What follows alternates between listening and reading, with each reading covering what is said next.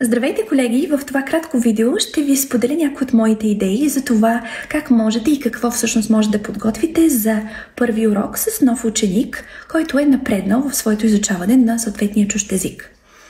Нещо, което ми хрумва и практикувам е всъщност вместо да кажа на ученика: окей, представи се, каква е връзката ти с езика, по-скоро бих подходила последния начин.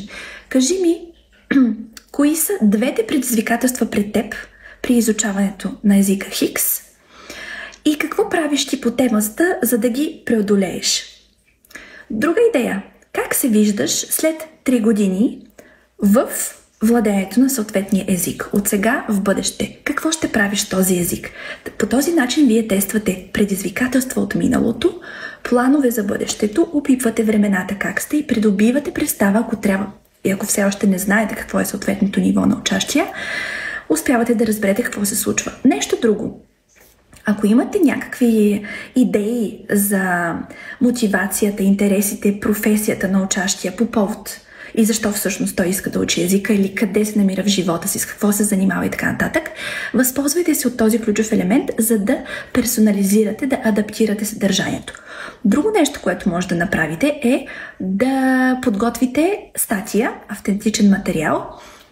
Може да не е цялата статия, може да е малък параграф. Давате му минутка-две, казвате: прочети го на ум. Не забравяйте, колеги, четем на ум и караме учениците да четат на ум, ако са след едно определено ниво, защото ще се съгласите, вие като четете роман или вестник, не четете на глас, защото търсите определена информация.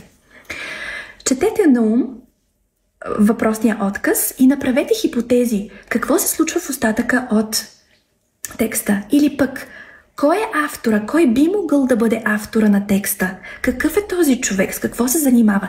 Задайте му 5 въпроса. Ето вижте, сега ще тествате и нивото на четене с разбиране на вашия ученик. Ще отгаднете докъде е с автентичните материали и съответната лексика. И на трето място, как и дали умее да задава въпроси. Опитайте!